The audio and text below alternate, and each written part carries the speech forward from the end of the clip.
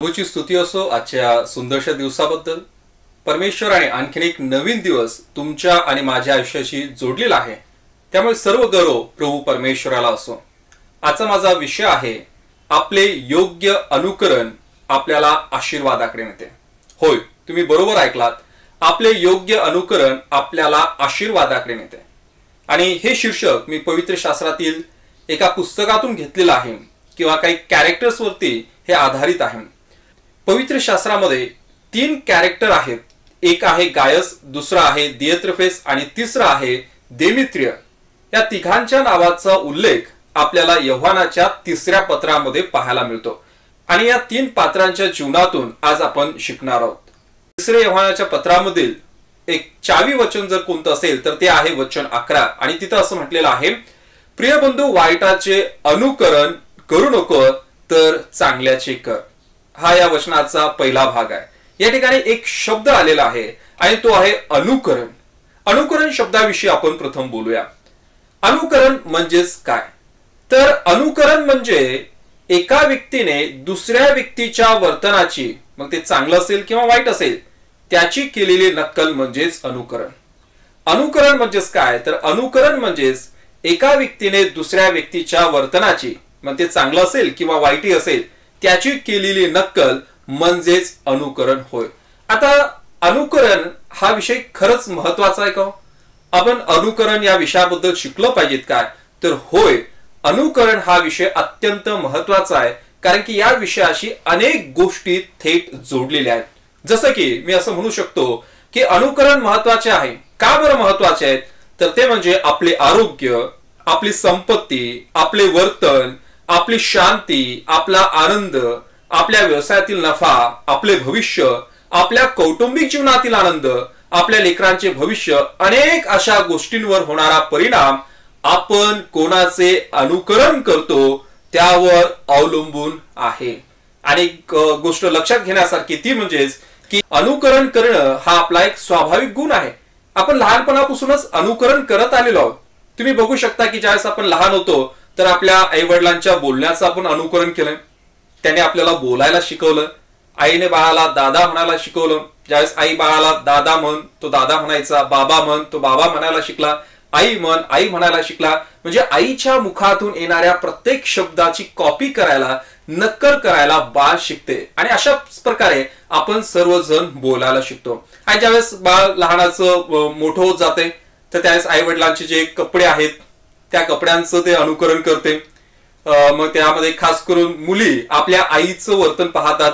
आई कशा प्रकारे कपडे परिधान करते, आई कशा प्रकारे केश रचना करते, आणि या सगळ्या गोष्टी मुली आपल्या आईकडे काळजीपूर्वक पाहून त्याचं निरीक्षण करत असतात आणि त्या आपल्या आईची नक्कल करतात. आणि त्यांची इच्छा असते की मी माझ्या आईसारखं हुबेहूब दिसावं. हे सगळं लहानपणी असते. मग मुली देखील वडिलांचं अनुकरण करतात, मुलं देखील वडिलांचं करतात. म्हणजे मुलं असो किंवा मुली असो, ते आपल्या आई वडिलांचं आणि आपल्या घरातील असलेल्या मोठ्या लोकांचं अनुकरण करतात, नक्कल करतात. आणि कधी कधी तुम्ही बघितलं असेल, काही घरांमध्ये तर ज्यावेळेस पाहुणे येतात तर तेव्हा घरातील वडीलधारी मंडळी त्यांना सांगतात की बघा हा त्याच्या आईची नक्कल कशी करतो, बघा हा त्याच्या बाबाची नक्कल कशी करतो. आणि त्या लहान लहान लेकरांना आपल्या घरातीलच सदस्यांची नक्कल करून दाखवायला सांगितलं जाते. तर हे नक्कल करणं किंवा अनुकरण करणं हे स्वाभाविक आहे आणि ते सुरुवातीपासूनच आपण शिकतो.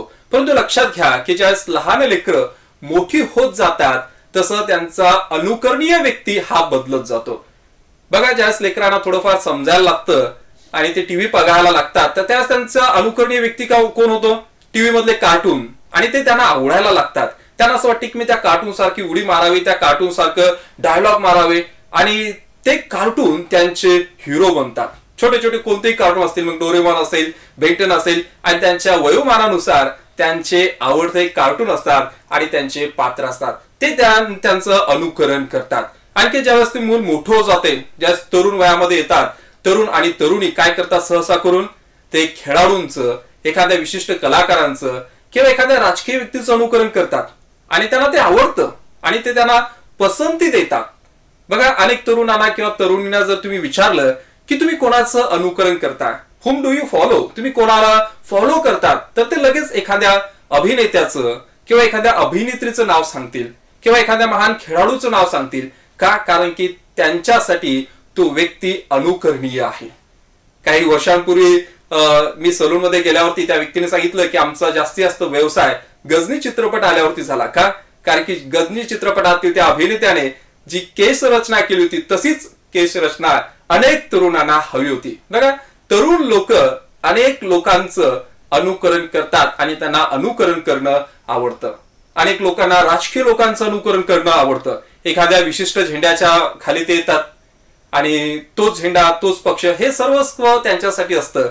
आणि अनेक तरुण आणि तरुणी एखाद्या विशिष्ट पक्षाच्या बाबतीत म्हणा किंवा एखाद्या विशिष्ट नेत्याच्या बाबतीत म्हणा, ते फार कटिबद्ध असतात, ते फार समर्पित असतात आणि ते त्या लोकांचं अनुकरण करतात. विश्वासणाऱ्यांचं उदाहरण घ्या. एखादा विश्वासणारा असेल तर त्याचा देखील एक कोणीतरी असा आदर्श व्यक्ती असतो. एखादा एक सेवक असतो आणि तो त्याचं सतत अनुकरण करतो. ठीक आहे, काय हरकत नाही, म्हणजे अनुकरण करणं हे चुकीचं आहे असं मी म्हणत नाहीये. बघा, आपल्यापेक्षा कोणीतरी पुढे आहे आणि त्याला अनुभव आहे, तो व्यक्ती आपल्यासाठी आदर्श ठरू शकतो, त्याचं अनुकरण आपण करू शकतो. पण इथं माझा प्रश्न असा आहे की ज्या कोणत्या लोकांचं आपण अनुकरण करतो, काय ते लोक चांगले आहेत का, किंवा ते योग्य दिशेने चालले आहेत का? अनुकरण करण्यामध्ये काही दुमत नाहीये, परंतु प्रश्न आपण स्वतःला विचारू शकतो, ज्या लोकांचं मी अनुकरण करत आहे, काय ते चांगले आहेत का, किंवा ते चांगल्या मार्गाने लागलेत का? बघा, असं म्हटलं जातं की तुम्ही किती वेगाने पुढे जात आहात हे महत्वाचं नाही, तर तुम्ही कोणत्या दिशेने पुढे जातात हे महत्वाचं आहे. आज अनेक जण चुकीच्या दिशेने फार वेगाने जात आहे, त्यांना ते समजत नाही. त्यांना वाटतं की फक्त वेग महत्वाचा आहे, पण मी तुम्हाला सांगतो वेग नाही तर दिशा देखील तितकीच महत्वाची आहे. प्रभू येशूने देखील असं म्हटलेलं आहे, आंधळा आंधळ्याला नेऊ लागला तर दोघेही खाचेत पडणार आहेत. त्यामुळे कोणाच्या आपण पाठीमागे जात आहोत, कोणाचं अनुकरण करत आहोत हे पाहणं, हे समजून घेणं फार आवश्यक आहे. तर चला मग त्या मुख्य वचनाकडे आपण जाऊया, जे सुरुवातीला मी तुमच्यासाठी वाचलं होतं, आणि ते आहे योहानाचं 3रं पत्र, याचं 11 वचन. बघा, या पत्रामध्ये केवळ 15च वचन आहेत आणि मुख्य वचन हे 11 आहे. तिथं असं म्हटलंय, प्रिय बंधो, वाईटाचे अनुकरण करू नको, तर चांगल्याचे कर. चांगले करणारा देवापासून आहे, वाईट करणाऱ्याने देवाला पाहिलेले नाही. आणखी मी तुम्हाला हे स्पष्ट करून सांगू शकतो की योहानाचे 3रे पत्र जे आहे तर ते योहानाने लिहिलेलं आहे. आणि हे जे पत्र आहे तर त्या पत्रामध्ये मी सांगितल्याप्रमाणे त्यांनी गायचा उल्लेख केला आहे, दियत्रफेसचा उल्लेख केलेला आहे आणि देमेत्रियाचा उल्लेख केलेला आहे. परंतु हे पत्र योहानाने खास करून त्याचा जो प्रिय गायस आहे तर त्या गायसला हे पत्र त्याने लिहिलेलं आहे. ओके, आता या पत्रातल्या ह्या 3 व्यक्तिरेखा आहेत आणि यापैकी जो गायस आहे तर त्याला तो पत्र लिहित आहे. आणि सुरुवातीची जर 4 वचनं आपण वाचली तर त्या 4 वचनामध्ये आपण पाहतो की प्रेषित योहान गायसची प्रशंसा करत आहे. गायस एक चांगला माणूस होता आणि तो म्हणतोय की तू सत्यात चालत आहेस, त्याचा मला अभिमान वाटत आहे, त्याची तो प्रशंसा करतो, त्याची पाठ थोपवतो. पण हे सगळं झाल्यानंतर एक महत्वपूर्ण सल्ला तो त्याला देतो आणि तो सल्ला वचन 11 मध्ये आहे की तू चांगल्याचे अनुकरण कर, वाईटाचे करू नको, कारण की चांगला करणारा देवापासून आहे आणि वाईट करणाऱ्याने देवाला पाहिलेलं नाहीये. तर हा एक चांगला तो सल्ला देत आहे. आणि हा सल्ला देण्याच्या पाठीमागे कारण काय माहितीये का, गायस ज्या मंडळीमध्ये होता त्याच मंडळीमध्ये आणखीन 2 लोक होते आणि त्या दोघांपैकी एकाचं वर्तन चांगलं होतं आणि एकाचं वर्तन वाईट होतं. मग या ठिकाणी प्रेषित योहान गायसला पत्र लिहून सांगत आहे की जो चांगला आहे ना त्याचं तू अनुकरण कर, जो वाईट आहे त्याचं अनुकरण करू नको. बरं, या दोघांपैकी कोण वाईट होतं तर पवित्र शास्त्र आपल्याला सांगतं की दियत्रफेस जो आहे तर त्याचं वर्तन वाईट होतं. आणि म्हणून प्रेषित योहान त्याला पत्र लिहून सांगतो की दियत्रफेसचे तू अनुकरण करू नको. 5 अशा नकारात्मक गोष्टी आपण दियत्रफेसच्या जीवनातून पाहू शकतो. पहिली गोष्ट, त्या पूर्ण पत्रामध्ये जो तुम्ही वाचलं तर त्यामधून तुम्हाला पहिली गोष्ट समजेल आणि ती गोष्ट आहे त्याला मंडळीत अग्रगण्य होण्याची लालसा होती. त्याला लालसा होती, त्याला नेहमी वाटायचं कारण मी मंडळीत पुढे पुढे असावं, पुढे पुढे असावं. आणि ही चुकीची गोष्ट त्याच्यामध्ये होती किंवा एक चुकीचं वर्तन त्याच्यामध्ये होतं. तो त्याच्या मनामध्ये असं होतं की मीच पुढे असायला पाहिजेत आणि ही एक नकारात्मक गोष्ट होती. दुसरी गोष्ट आपण पाहू शकतो आणि ती ही आहे की तो वडिलांचा स्वीकार करत नव्हता.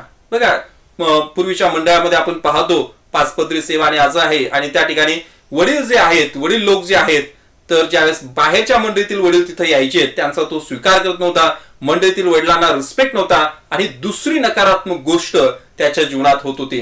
तिसरी जर गोष्ट आपण पाहिली नकारात्मक, तर ते म्हणजे तो सेवकांविषयी द्वेष बुद्धीने बाष्प बडबड करायचा.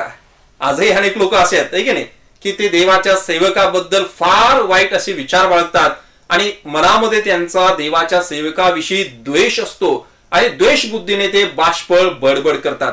जो कोणी दिसेल तर त्या व्यक्तीला देवाच्या सेवकाबद्दल केवळ वाईट सांगणंच हेच त्यांचं मिशन असते. ओके, तर हे फार चुकीचं आहे. आणि दिएत्रेफेस मात्र असं करत होता, देवाच्या सेवकांविषयी द्वेष बुद्धीने बाष्प बडबड करायचा. चौथी गोष्ट नकारात्मक ती म्हणजे तो बंधुजनांचा स्वीकार स्वतः करत नव्हता. बाहेरचे आलेले जे बंधुजन आहेत, सुवार्थ प्रसार करत असताना त्या मंडळीमधून जाणारे जे सेवक आहेत तिथे ते थांबायचे, त्यांचा तो स्वीकार करत नव्हता. आणि एवढंच नाही तर तो स्वतः तर त्यांचा स्वीकार करत नव्हता, पण जे करू इच्छित होते त्यांना देखील तो मना करायचा व मंडळी बाहेर घालून देत असेल. बघा, ह्या 5 नकारात्मक गोष्टी दिएत्रेफेसच्या जीवनात होत्या. या नकारात्मक गोष्टी जो भरलेला होता, आणि म्हणून प्रेषित योहान गायसला पत्र लिहून सांगतो की गायस, याचं अनुकरण करू नको. तुझ्याकडे 2 ऑप्शन आहेत, एक दिएत्रेफेस आहे आणि दुसरा आहे देमेत्री आहे. तर दिएत्रेफेसचं तू अनुकरण करू नको, तर तुला अनुकरण कोणाचं करायचंय? देमेत्रियाचं अनुकरण करायचंय. कारण की बघा, गायसमध्ये पण चांगले गुण होतेच, पण त्याच्या पुढे आणखीन 2 लोक होते. एकामध्ये वाईट गुण होते आणि एकामध्ये चांगले गुण होते. तर प्रेषित योहान त्याला सांगत आहे की तू देमेत्रियाचं अनुकरण कर. आता देमेत्रियामध्ये चांगले कोणते गुण होते तर मी तुम्हाला सांगू शकतो. पहिला म्हणजे तो सत्याने चालत होता आणि याविषयी इतर बंधूंनी साक्ष दिली होती. किती चांगला गुण आहे की तो सत्यात चालत आहे. इतर बंधूंनी त्याच्याविषयी साक्ष दिली होती. स्वतःविषयी तर कोणी साक्ष देऊ शकतो की मी सत्यामध्ये चालत आहे, मी प्रकाशामध्ये आहे, मी देवाचं मूल आहे. बघा, आपले वर्तन पाहून इतर लोकांनी देखील साक्ष दिली पाहिजे की होय, हा बंधू सत्यामध्ये चालत आहे. आणि देमेत्रियाच्या बाबतीत हे मात्र खरं होतं. त्याच्यामध्ये असलेला दुसरा चांगला गुण हा आहे की अनोळखी बंधुजनांसाठी तो जे काय करत होता ते विश्वासाने करीत होता. हे चांगले गुण होते आणि म्हणून प्रेषित योहान त्याला सांगत आहे की तू त्याचं अनुकरण कर. आजही प्रेषित योहानाने दिलेला सल्ला तुमच्यासाठी आणि माझ्यासाठी आहे. आज आपण आपल्या जीवनामध्ये कोणाचं अनुकरण करतोय? बघा, लक्षात घ्या की आपल्या सगळ्यांच्याच अवतीभोवती चांगले आणि वाईट असे लोक आहेत. आपल्याला निवडणं गरजेचं आहे की आपण कोणाचं अनुकरण करतो. एक गोष्ट मी तुम्हाला सांगतो जे आपल्या सगळ्यांनाच कदाचित माहित असेल. एक टोपी विकणारा व्यक्ती होता आणि तो ग्रामीण भागामध्ये टोप्या विकत गेला आणि मग एका गावातून दुसऱ्या गावात जात असताना तो थकला आणि त्याला असं वाटलं की थोडा वेळ या आंब्याच्या झाडाखाली विश्रांती घ्यावी. आणि तिथे तो आपल्या टोप्यांची मोठी पिशवी तिथे ठेवतो, विश्रांतीसाठी तिथे बसतो आणि हळूच त्याचे डोळे लागतात, त्याला झोप लागते. आणि त्या झाडावरती, ज्या झाडाखाली तो विश्रांती घेत होता, त्या झाडावरती काही माकडं होते. आणि त्या माकडाने पाहिलं की या झाडाखाली झोपलेल्या व्यक्तीच्या डोक्यावरती टोपी आहे आणि त्याच्या बाजूला असलेल्या बॅगेमध्ये देखील भरपूर टोप्या आहेत. ती सगळी माकडं खाली येतात आणि त्या बॅगेतल्या टोप्या घेतात आणि आपल्या डोक्यावरती घालतात आणि झाडावरती जाऊन बसतात. ज्यावेळेस या टोपी विकणाऱ्याची झोप होते आणि तो झोपेतून उठतो तेव्हा बघतो तर त्याच्या बॅगेतल्या सगळ्या टोप्या गायब झालेल्या असतात. आणि जेव्हा त्याचं लक्ष वर जाते तर त्याच्या लक्षात येते की अरे, माकडाने तर माझ्या सगळ्या टोप्या घेतलेल्या आहे. तो त्यांना दगड मारण्याचा प्रयत्न करतो, त्यांना हुसकावण्याचा प्रयत्न करतो, बरेचसे प्रयत्न करतो की त्याने त्या टोप्या त्यांना द्याव्यात. पण त्याच्यानंतर लक्षात येते की माकडं हे नक्कल करण्यामध्ये नंबर 1 आहेत. ते अनुकरण लगेच करतात. आणि त्याने काय केलं, टोपीवाल्याने आपली टोपी घेतली आणि ती खाली टाकली आणि त्याच्या लक्षात आलं की ज्यावेळेस मी असं करेल तर त्यावेळेस माकडं देखील आपल्या टोप्या खाली टाकतील. आणि तसंच झालं. त्या माकडाने पाहिलं की त्या टोपीवाल्याने आपल्या डोक्यावरती असलेली टोपी खाली टाकली. ते पाहून त्या माकडाने देखील आपल्या टोप्या काढल्या आणि जमिनीवरती टाकल्या. या गोष्टीमधून काय शिकायला मिळते माहितीये का? तुम्हाला वाटतंय का की त्या माकडाने आपलं डोकं वापरलंय? नाही वापरलंय. त्यांना माकडानं खरोखर त्या टोपीची आवश्यकता होती का? नाही. त्या माकडाने फक्त बघितलं की खाली एक माणूस आहे, त्या माणसाच्या डोक्यावरती टोपी आहे आणि आम्ही देखील घालावी. त्यांनी फक्त अनुकरण केलं. आणि त्यानंतर ज्यावेळेस त्या माणसाने आपली टोपी काढून जमिनीची टाकली त्यावेळेस देखील त्या माकडाने आपलं डोकं वापरलं नाही. त्यांनी देखील काय केलं, फक्त नक्कल केलेली आहे आणि त्या टोप्या खाली टाकलेल्या आहेत. आजच्या या गोष्टीप्रमाणे अनेक आजही असे लोक आहेत जे माकडाप्रमाणे वागतात, कोणाचंही अनुकरण करतात आणि ते अनुकरण करताना विचार करत नाहीये की मी योग्य व्यक्तीचं अनुकरण करत आहे किंवा नाही. बघा, मी तुम्हाला असं सांगू शकतो की जीवनातील प्रत्येक क्षेत्रात आपल्याला चांगले आणि वाईट लोक पाहायला मिळतात. तुम्ही कोणत्याही क्षेत्रामध्ये असा, तुमचं क्षेत्र कोणतंही असो, लक्षात घ्या की प्रत्येक क्षेत्रामध्ये अशा प्रकारचे लोक आहेत, चांगले आणि वाईट. आपली भूमिका तिथं महत्वाची आहे ती म्हणजे की आपल्याला जे गुड आहे, जे चांगलं आहे तेच निवडायचं. बऱ्याच वेळा लोक असं म्हणतात की काय फरक पडतो, बरेचसे लोक करतात म्हणून आम्ही करू शकतो, पण हे चुकीचं आहे. बघा, बऱ्याच ठिकाणी तुम्हाला असे बोर्ड पाहायला मिळतात आणि तिथं लिहिले असते नो पार्किंग, पण जिथे नो पार्किंग लिहिलं असते तिथंच लोक आपली सायकल, आपली टू व्हीलर, फोर व्हीलर तिथे ते जाऊन लावतात. त्यांना वाटते काही फरक पडणार नाही. आणि जेव्हा एक व्यक्ती जसं काहीतरी चुकीचं करतो तर बाकीचे लोक देखील त्याचं अनुकरण करतात आणि बाकीचे म्हणतात एकाने केलं आम्ही देखील केलं तर काय फरक पडतो, आणि ही भावना मनी बाळगतात आणि तिथे जिथे नो पार्किंग आहे तिथे गाड्या पार्क करतात. जिथं डस्टबिन ठेवलेली असते आणि सांगितलं असते की कचरा डस्टबिन मध्ये टाकावा, पण बरेचसे लोक डस्टबिनच्या बाहेर टाकतात. आणि अनेक लोक म्हणतात अरे बऱ्याच जणांनी बाहेर टाकलेला आहे, आम्ही आत टाकून काय फरक पडणार, आणि ते वाईट लोकांचं अनुकरण करतात. बऱ्याच बिल्डिंगच्या बाहेर किंवा ऑफिसच्या बाहेर एक बोर्ड तुम्हाला पाहायला मिळतो आणि तो असतो डू नॉट स्पीट, इथे थुकू नका, ह्या थुकणं मना आहे. पण आपल्या सगळ्यांनाच माहिती आहे ज्या ठिकाणी हे बोर्ड लावलेलं असते त्याच ठिकाणी कोणीतरी थुंकण्याची सुरुवात करतो आणि मग एक व्यक्ती थुंकतो, दुसऱ्याने बघतो अरे कोणीतरी ऑलरेडी थुंकलेलंच आहे, मी आणखीन थुंकतो, काय फरक पडणार आहे, माझ्याने काही फरक पडणार नाही. आणि मग अशा प्रकारे एक जण काहीतरी वाईट करतो आणि बाकीचे लोक त्याचं अनुकरण करतात आणि वाईट करण्याची एक मालिका सुरू होते. आणि हे फक्त मी सांगितलेल्या क्षेत्रामध्येच नाही तर सर्व क्षेत्रामध्ये ह्या गोष्टी आपल्याला पाहायला मिळतात. परंतु परमेश्वराचं वचन आपल्याला सांगतं की तुम्ही वाईटाचं अनुकरण करायला नको, तर केवळ चांगल्याचं अनुकरण केलं पाहिजे. एक शास्त्र भाग मी तुमच्यासाठी वाचतो यशाच्या पुस्तकातून. तिथं म्हटलेलं आहे, जे वाईटाला बरे व बऱ्याला वाईट म्हणतात, जे प्रकाशाला अंधकार व अंधकाराला प्रकाश समजतात, गोड ते कडू व कडू ते गोड मानतात, त्यांना धिक्कार असो. प्रभूचे वचन आपल्याला स्पष्टपणे सांगतं की तुम्ही दुटप्पे मनाचे नसायला पाहिजेत. काही लोकांचा स्वभाव असतो की वाईटाला देखील ते चांगलं म्हणतात आणि चांगल्याला देखील ते वाईट म्हणतात, अंधकाराला प्रकाश म्हणतात, प्रकाशाला अंधकार म्हणतात. ही लोकांची म्हणजे मानसिकता आहे किंवा स्वभाव आहे. परंतु परमेश्वराला अशा प्रकारचा स्वभाव आवडत नाही. चांगल्याला चांगलं म्हटलं पाहिजे आणि वाईटाला वाईट म्हटलं पाहिजे. अनुकरण करण्याविषयी शल्मोनाच्या आईने त्याला फार चांगला सल्ला दिला आणि तो सल्ला असा होता, माझ्या मुला पापी जण तुला भुलताप देतील तर तिला वश होऊ नकोस. ते म्हणतील आमच्या बरोबर आपण रक्तपात करण्यास टपून बसू, निर्दोषी मनुष्यासाठी निष्कारण लपून बसू, त्यांना जिवंतपणेच अधोलोकाप्रमाणे गट्ट करू, गर्तेत गडप होणाऱ्याप्रमाणे सात्विकांना गिळून टाकू, आपणा सर्व प्रकारचे मौल्यवान पदार्थ मिळतील, आपली घरे लुटीने भरू, तू आमचा भागीदार हो, आपण सर्व एकच पिशवी बाळगू. तर माझ्या मुला त्यांच्या मार्गाने तू जाऊ नकोस, त्यांच्या वाटेत आपले पाऊल पडू देऊ नकोस.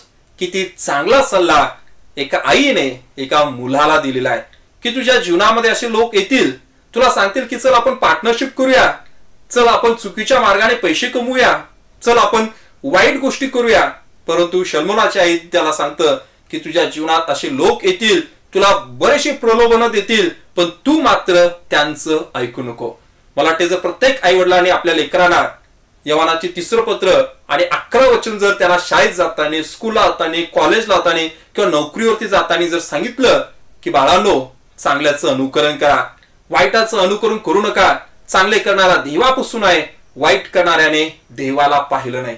आणि मला वाटते प्रत्येकाने जर अशी भूमिका निभावली, आपल्या मुलांना चांगलं करण्यास प्रवृत्त केलं, तर येणाऱ्या दिवसामध्ये सगळेच लोक चांगलं करणारे बनतील.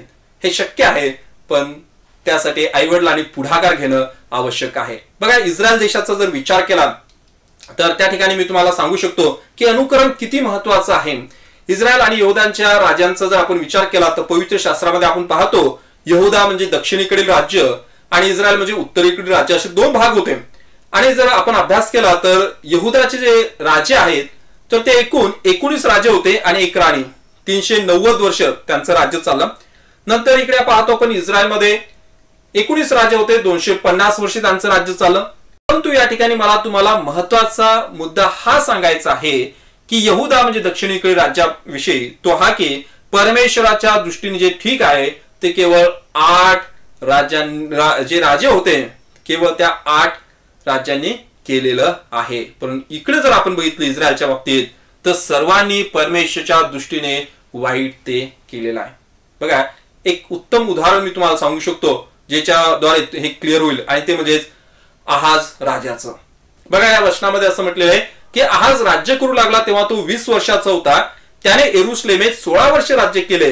त्याचा पूर्वज दावीद याने आपला देव परमेश्वर याच्या दृष्टीने जे योग्य केले होते त्याप्रमाणे त्याने केले नाही. बघा, आहाजाने काय केलंय, त्याच्या अगोदर होऊन गेलेला जो राजा आहे ज्याने चांगलं केलं होतं त्याचं अनुकरण त्याने केलं नाहीये.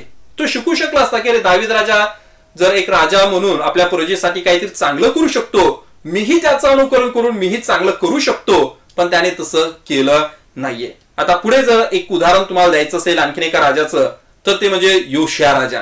त्याच्याविषयी असं म्हटलंय की योशिया राज्य करू लागला तेव्हा तो 8 वर्षाचा होता. त्याने यरुशलेमेत 31 वर्ष राज्य केले आणि परमेश्वराच्या दृष्टीने जे बरे ते त्याने केले, ज्या मार्गाने त्याचा पूर्वज दावीद चालला तसाच तोही चालला, उजवीकडे डावीकडे वळला नाही. हे 2 उदाहरणं तुम्ही लक्षात घ्या. एक आहाज राजा आहे, त्याने दाविदाचं अनुकरण केलं नाहीये. दाविदाने चांगल्या गोष्टी केल्या होत्या, त्याने दाविदाचं अनुकरण केलं नाहीये, त्याने वाईटाचं अनुकरण केलं. आणि दुसरा राजा इथे आपण पाहतो योशिया, तर त्याने काय केलं, दाविदाचं अनुकरण केलं. परमेश्वराच्या दृष्टीने जे योग्य आहे ते त्याने केलेलं आहे. आज देखील आपण पाहतो प्रत्येक देशाची प्रत्येक राष्ट्राची स्थिती हीच आहे की जे राजपदावरती आहेत, जे मंत्री पदावरती आहेत, तर बरेचसे मंत्री काय करतात, त्यांच्या अगोदर होऊन गेलेले मंत्री जे चांगले होते त्यांचं अनुकरण करतात. पण अनेक असे मंत्री आहेत की जे त्यांच्या अगोदर जे भ्रष्टाचारी मंत्री होते, ज्यांनी वाईट केलं तर त्याचं ते अनुकरण करतात. ही मानसिकता बाळगतात की माझ्या अगोदर देखील अनेक वाईट मंत्री होऊन गेले, त्यांनी भ्रष्टाचार केला, त्यांनी चुकीच्या गोष्टी केल्या, मग मीही देखील करू शकतो आणि मी केलं नाही केलं तरी काय फरक पडणार नाही. ओके, ही मानसिकता त्यांना भ्रष्टाचारी बनवते. आपण बघायचं आहे की आपण कोणाचं अनुकरण करू शकतो. असं नाही की भूतकाळामध्ये आपल्या अगोदर होऊन गेले सगळेच लोक वाईट होते, अनेक लोक चांगली होती, अनेकाने चांगल्या गोष्टी केलेल्या आहेत आणि त्यांना आपण आदर्श मानू शकतो आणि त्या चांगल्या लोकांचं तुम्ही आणि मी अनुकरण करू शकतो. बघा, इथं 2 राजाविषयी मी तुम्हाला आता सांगितलं, तर ते म्हणजे एक आहाज होता. आहाजाने दाविदाचे अनुकरण न करता वाईट ते केले आणि दुसरा योशियाने दाविदाचे अनुकरण करून चांगले ते केलेले. एकाने वाईटाचं अनुकरण केलं आणि एकाने चांगल्याचं केलेलं आहे. आणखीन एक उदाहरण मी तुम्हाला पवित्र शास्त्रातून सांगू शकतो आणि ते आहे शमूएलाचं उदाहरण. बघा की शमूएल हे एक चांगलं पात्र पवित्र शास्त्रामध्ये आहे. त्याच्या सोबत असलेले जे लोक आहेत ज्यांचा तो न्याय करायचा, तो शास्ता होता. बाकीच्या लोकांना त्याच्या विरुद्ध बोलण्यासाठी त्यांच्याकडे काहीच नव्हतं.